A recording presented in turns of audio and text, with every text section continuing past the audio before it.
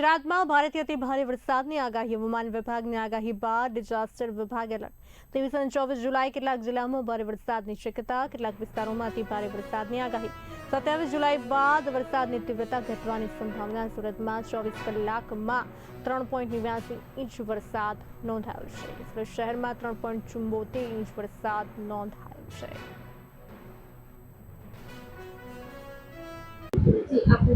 साजिद मेरुजई नायब मामलतदार कलेक्टर कचेरी सूरत तारीख 22 समय बपोरना 2 कलाक भारतीय हवामान विभाग द्वारा आज 22 जुलाईना रोज सूरत सहित समग्र दक्षिण गुजरात में भारे वरसादनी आगाही है।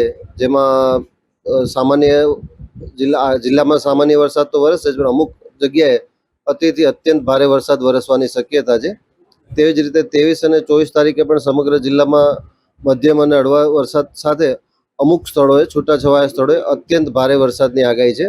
त्यारबाद वरसादनी तीव्रता ओછી थती जाय छे અને सामान्य वरसाद 27 तारीख सुधी आगाही है। हालमां जे छेल्ला 24 कलाक दरमियान समग्र सूरत जिल्लामां वरसाद वरसेल छे, जेमां सूरत जिल्लानो एवरेज वरसाद 3.79 इंच जेटलो छेल्ला 24 कलाकनो छे, जेमां सूरत शहेरनो 3.74 इंच छे, ज्यारे सौथी वधु पलसाणामां 7.44 इंच छे।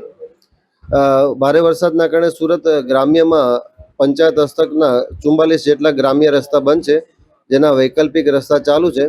सूरत शहेरनी अंदर भेदवाड़ खाड़ी छे ते डेन्जर स्तरथी उपर वही रही छे अने सूरत शहेरनी अंदर महानगरपालिका द्वारा 137 लोकोने स्थळांतर करावी सलामत स्थळे खसेड़ी फूड पेकेट वगैरे आपवामां आवी रह्युं छे। सरकार तरफथी हालमां 2 NDRF ની ટીમ અને 2 SDRF ની ટીમ આપવામાં આવેલ છે। हालमां 2 वागे तेमनुं location kangaroo circle Purna Patiya, Kharwarnagar, Bhestan fire station, Udhna zone B Sanjaynagar, Paligam અને ડિંડોલી फायर स्टेशन में आ टीम वेचाई गयेली छे। जे कोईने पण कोई सहाय बचाव कामगीरी माटे रेस्क्यू टीमनी जरूर पड़े तेमणे सूरत महानगरपालिकाना फायर कंट्रोल विभागनो संपर्क करवानो रहेशे। सूरत महानगरपालिकानुं फायर विभाग તેમજ राज्य सरकार तरफथी आपेली NDRF SDRF ની ટીમ संयुक्त रीते बचाव कामगीरी કરી રહી છે।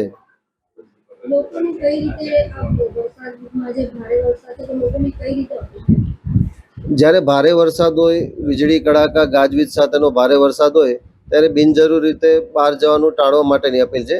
તેમજ કોઈ પણ જગ્યાએ નદી નાળા કોઝવે તેમજ પાણીનો ભરાવ હોય તેવા ક્ષેત્રોને ઓળંગવાની કોશિશ ન કરવી અને જ્યારે પવન સાથે ભારે વરસાદ થઈ રહ્યો હોય ત્યારે અમુક જે નબળી ઇમારતો છે, નબળા વૃક્ષો, નબળા વીજ પોલ તેની ઓથે ઊભા ન રહેવું। આ સિવાય તંત્ર દ્વારા આપવામાં આવતી જે હવામાન વિષયક આગાહી છે તેને જાણી અને તેને અનુસરવા અનુરોધ કરવામાં આવે છે।